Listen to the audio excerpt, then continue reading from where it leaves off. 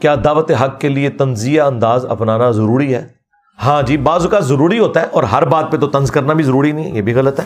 طنزیہ انداز تو کرنا ضروری ہو جاتا ہے، وہ اس لیے کہ جس شخص کو آپ دعوت دے رہے ہیں، اگر انہوں نے آپ کو پوری زندگی تختہ مشق بنا کے رکھا ہے ایک بات کے اوپر، تو اسی بات کے اوپر انہیں آڑ دلا کر اس کے ذریعے ان تک بات پہنچانا یہ ضروری ہو جاتا ہے۔ وہ خود یہی کر رہے ہوتے ہیں۔ مثلاً اگر بریلویوں نے حکومت کی ہے نا سب کانٹیننٹ پہ فرقے کے پوائنٹ آف ویو سے، تو وہ اسی بنیاد پہ کیا ہے کہ اہل حدیث گستاخ رسول ہیں، دیوبندی گستاخ رسول ہیں۔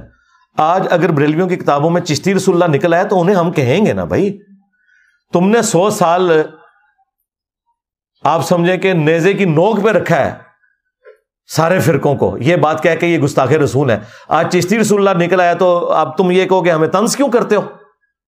تمہارا اعلیٰ حضرت تو یہی کر کے گئے ہیں نا، انہوں نے ساروں کو گستاخ رسول ڈکلیئر کیا نا۔ تو آج اگر اعلیٰ حضرت کی کوئی گستاخی نکلتی ہے تمہارے بڑوں کی تو ہم تمہیں کہیں گے نا یہ تم سے ہی سیکھا ہے نا، تم ہی جو ہے نا چینگے اتارتے سو نا جی انہوں نے اشرف علی تھانوی صاحب نے پڑھایا سی دیوبندیاں نو کہندے سو نا، ہن چشتی رسول اللہ نکل آیا تو ہن کہہ رہے ہو کہ بزرگوں نو کچھ نہ کہو۔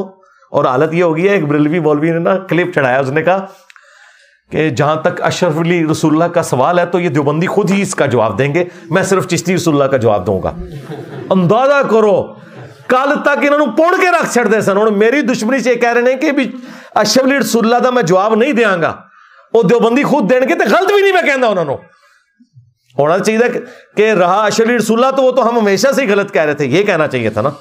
کہہ رہے اس کا جواب تو وہ خود دیں گے، میں اپنا جواب دیتا ہوں کہ یہ ہماری کتابوں میں بعد میں کسی نے داخل کر دیا۔